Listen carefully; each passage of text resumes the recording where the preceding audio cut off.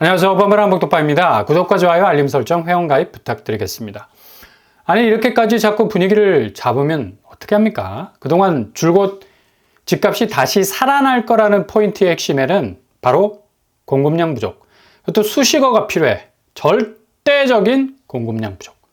앱솔루트한 공급 부족이 수직으로 내리꽂힐 거라는 서울 수도권 아파트 물량, 그것도 곧바로 집이 거주로서 현실화되는 입주 물량. 당장 이렇게 입주 물량이 딸리는 곳이 서울이기 때문에 집값이 공포스럽게 올라갈 거란 얘기들을 많이 하죠. 올해 서울 입주 물량이 형편없이 바닥을 칠 거라는 얘기와는 달리 올해 상반기를 넘어서 공급되는, 그것도 단지 앞으로 건설을 해서 공급되는 물량이 아니야. 그냥 바로 자기 집으로 고고 할 수 있는 입주 물량 2만 5천 세대 된다고 합니다. 이거 뭐 지금껏 입주 물량 딸린다고 한 소리는 뭐지? 뭔가 지금까지 울림이 있었던 입주 물량 태부족이라는 말이 바로 배신의 칼을 뽑는 것과 같은 생각이 번뜩 들죠. 그리고 내년은 거의 폭증 수준, 2025년에는 입주 물량만 6만 5천 회 가깝다고 합니다. 이렇게 표를 펴놓고 보면 그리 공급이 흘러넘칠 정도는 아니지만 물량이 턱없이 부족하다는 얘기는 아니죠. 주로 정비사업과 비정비사업으로 나뉘어진 수치들을 보면 분명 공급은 적정선에서 충분히 전세 물량 혹은 매매 물량 커버할 수 있는 수준입니다. 근데 어디서 자꾸 입주 물량이 턱없이 부족하다는 그런 소리들을 하고 있는지, 이게 바로 공포심리란 얘기죠. 매수세 토끼몰이에서 어떻게 해서든 집을 무리해서 사게 하는 분위기를 조성할 수 있거든. 여기서 자칫 누락이 되면 그냥 골로 가는 벼락거지 될 거라는 무슨 뭐 주홍글씨 몸에 새기는 것도 아니고, 이렇게 위화감을 조성해서 심리적인 부동산 시장의 우위를 점하려고 하는 액션. 그러니 지금 매수세 마음이 많이 흔들릴 수가 있어요. 일부 뭐 언론들도 뭐 앞다퉈서 큰일 났다고 맞장구를 쳐주는 분위기. 이게 정말 상황을 오판할 수 있는 심리적인 근간을 흔들 수 있는 잘못된 지표라 말할 수 있죠. 눈에 보이는 지표만 오류로 인해서 숫자적인 결함이 발견될 때 뭐 틀린 데이터가 아니란 얘기입니다. 눈에 보이지 않는 이렇게 다각적으로 사람들의 심리를 동요시키는 것. 그래서 전체적으로 집값이 다시 한번 출렁거리게 만들어 가는 집값 상승 반등의 프레임. 이거 되게 무서운 겁니다. 숫자야 맞춰가면서 풀면 그만인데, 이렇게 사람 마음이 인이 박히도록 쇠뇌하듯이 지금 시장이 부동산에서 상당한 반등세가 일어나고 있다고, 자고 일어나면 도배가 될 정도로 그런 소리들이 돌아다닌다면 이 팩트가 그렇지 않더라도 그걸 팩트로 믿어버리는 게 더 무섭다는 얘기죠. 지금의 데이터베이스의 심리적인 포비아 현상, 그래서 지표를 객관적이고 냉정하게 바라보는 것이 중요합니다. 이렇게 서울시에서 공식적으로 집계해서 통계로 내놓지 않았습니까? 공급량이 특히 입주 부분에서 꿀릴 게 없다는 게 나오고 있는데, 어디서 뭐 전세가 볼륨업 시켜보려고 자꾸 전세 물량 딸린다는 그런 소식들을 입주 물량 뭐 턱없이 부족하다는 소리와 맞물려서 하는 얘기들, 그냥 무성한 입처럼 실록은 뭐 이쁘기라도 하지, 그린그래스 오브 홈이 되니까. 그러나 이런 잘못된 데이터들이 무성한 건 상당히 개개인, 특히 매수를 대기하고 있는 웨이팅하는 사람들을 저격할 수 있는 날아다니는 드론과 같은 역할을 합니다.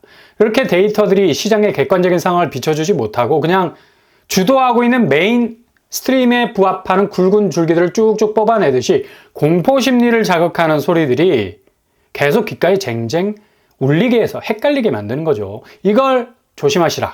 이런 얘기들을 또 역으로 이용해서 뭐 집값에 대한 하락 부분 객관적으로 보려는 것도 무조건 뭐 몰아붙여서 도리어 지금 사면 다 죽는다 식의 뭐 공포심을 조장하려고 작업치고 있다고 역으로 또 공격을 하고 있죠. 웃기는 짬뽕입니다. 제일 중요한 건 객관적으로 아주 차분하게 들여다보는 겁니다. 누가 지금 집을 물고 들어갈 수 있는 용기 가상한 사람들이 많을 수 있겠습니까?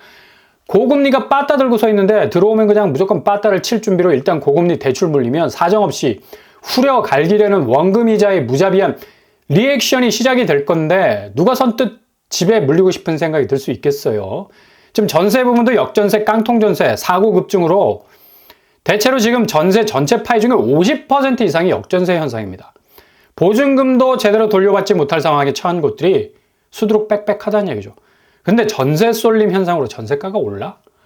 필드는 거의 전세 문제로 피가 마르는 상황입니다. 이걸 공기관 지표가 말해주고 있지 않습니까? 허그가 연간 손익 그냥 땅바닥으로 처박히고 있고 그래프만 봐도 아찔한 상황이죠. 이건 거의 추락이라고 말해도 과언이 아닙니다. 마이너스 1000억 추정. 그러니까 손실액이 천문학적으로 늘어가고 있다는 얘기인데 특히 대위 변제 금액 그러니까 사고가 난 그곳에 허그가 보증금을 대신 지불해주는 제도인데 이게 2019년에 2,800억 수준이었다가 지금 2023년 작년에만 거의 3조 5천억으로 폭증을 하고 있어요. 그동안 기금을 모아두었던 게 그냥 밑빠진 독처럼 빠져나가고 있다는 반증이죠.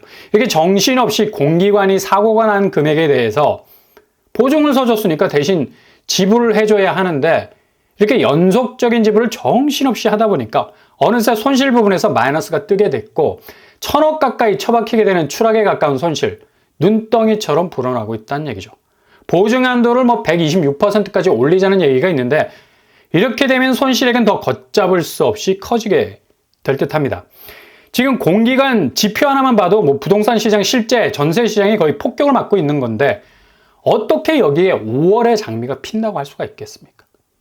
전세가 무지하게 오를 거라고 이렇게 백업이 된 시장에서 매매가는 전혀 손에 닿지 않을 만큼 오를 거라고 정말 어이가 없는 아니 상실하게 만드는 정말 날강도 같은 데이터들이 날아다니고 있다는 얘기예요. 그러니 절대 동요하지 마셔야 합니다. 바로 하이먼 민스키 모델이 우리에게 딱 맞아요. 그래프대로 지금 한국 부동산 시장이 움직이고 있기 때문에 1990년대, 2000년대 초반 두 가지 큰 사건, 사람들 뇌리에서 그대로 남아있는 IMF와 리먼 사태 이걸 정점으로 해서 자산 가격이 이륙하는 시점이 1차 하락으로 이어지게 되죠. 거의 이륙을 해서 비상을 하던 부동산이 처박히게 됐고 이게 2010년과 2020년을 정점으로 새로운 논리의 탄생, 엄청난 집값의 폭발적인 상승으로 인해서 거의 모든 국민이 대출에 뛰어들면서 부동산 시장은 최고 정점을 찍게 됐습니다. 거의 하루 자고 일어나면 1억씩 올랐던 시기. 근데 미국의 기준금리 비상이 걸리면서 세계 경제 자체가 얼어붙었죠.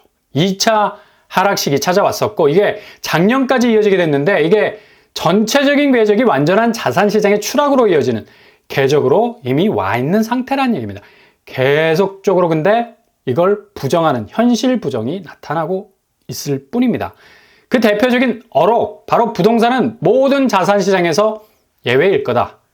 그 수식어는 바로 특히 한국은 예외다 라는 말이죠.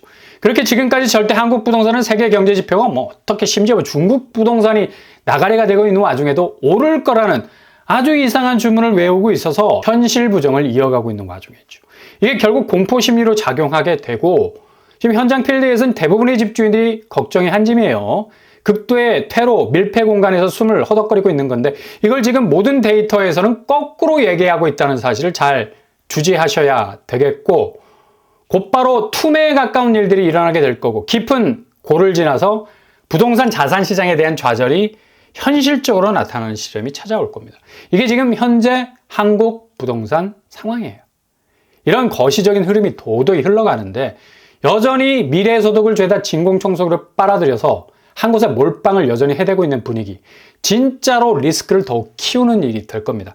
그래서 지난 3월 거래량이 이 모든 복잡한 말을 그대로 보여주는 단면이 될 수가 있죠. 바로 3,482건에 불과했던 거래를 지금도 버젓이 4,000건이 넘었다고 지표를 나타내고 있는데 이거 이미 한국부동산원과 KB에서 공식적인 최종 집계로 나온 사실입니다. 근데 뭘 무대뽀로 믿고 지금까지 일부 부동산 사이트에서는 4,000건이 넘은 걸로 4,072건으로 그냥 못 박아버리고 있네요. 그렇다 치더라도 4,000건 거래는 어디에 붙일 것도 아니고 매월 10,000건 이상 거래된 적이 평년 수준이었는데 4,000건도 안 되는 거래 두고 4,000건 넘었다고 우기는 것 자체가 정말 이상한 품귀 현상. 그만큼 거래가 거의 없다는 걸 반증하고 있는 사실을 애둘러 잘못된 데이터 들이대면서 애써 설명하고 있는 거죠. 그러니 지금 판단하고 행동하는 거 절대 미스 아니니까 차분하게 기다리시라. 좀 전에 말씀드렸던 그래프 그대로 민스키 모델이 한국 부동산을 전형적으로 설명해주고 있는 부분이 크니까 지금 현실 부정 단계가 계속 이어지고 있는 겁니다. 환자가 큰 병 걸리면 딱 이런 반응 나오죠. 억울하고 후회하고 이후 현실 부정, 나한테 어떻게 이런 병이 올 수 있나. 격렬하게 심리적 저항이 오는 건데, 그러니 이렇게 잘못된 자료들이 돌아다닐 수밖에 없는 거죠. 그것도 뭐 이게 공기관에서부터 이런 잘못된 데이터가 최근에 터지지 않았습니까? 거의 뭐 19만 채가 누락이 됐다는 거. 부동산 통계에서 초유의 사태고, 국토부가 이 자료를 통계로 공급 정책을 실행을 했다는 것도 뭐 아찔한 부분이죠.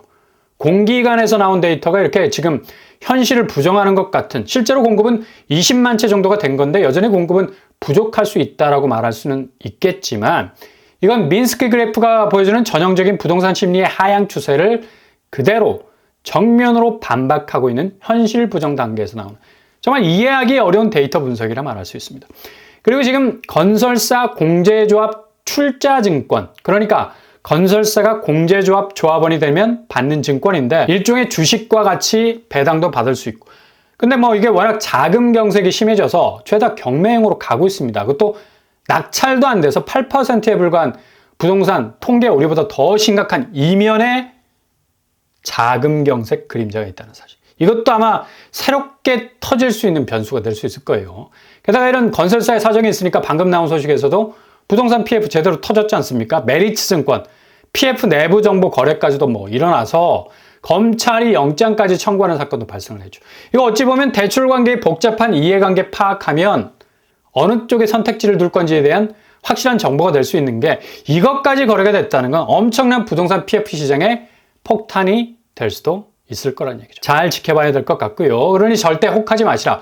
누누이 말씀을 드렸어요. 앞으로 공급 물량은 초반에 말씀드린 대로 전혀 지금의 분위기와는 달리 넘쳐날 수밖에 없는 이유 중 하나도 860만 명에 이르는 뭐 은퇴 세대가 곧 쓰나미처럼 몰려올 것이 분명하기 때문에 60년생들, 한국의 냉탕과 온탕을 왔다 갔다 한 세대들인데, 이분들이 자산 가치 중 제일 우선순위에 드는 게 바로 아파트였죠. 근데 지금 이렇게 전체적으로 집값이 엄청난 변곡점에서 나락가게 되면 이분들 죄다 집을 내놓을 것으로 보여서 이후 공급 물량도 무진장하게 갑자기 뚝에서 터져 나오는 것처럼 터져 나올 전망이 될 거란 얘기죠.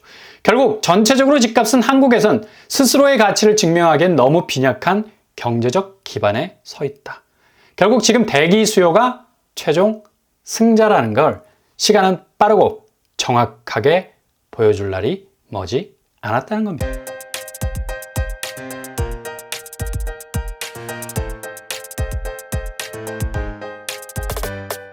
오늘의 부동산 캐릭터죠. 지금의 데이터가 너무 오류투성이인 건 그만큼 민스키 모델 중 현실 부정 단계인 것처럼 어떻게 해서든 새로운 프레임으로 부동산이 다른 궤적으로 움직이길 바라기 때문입니다.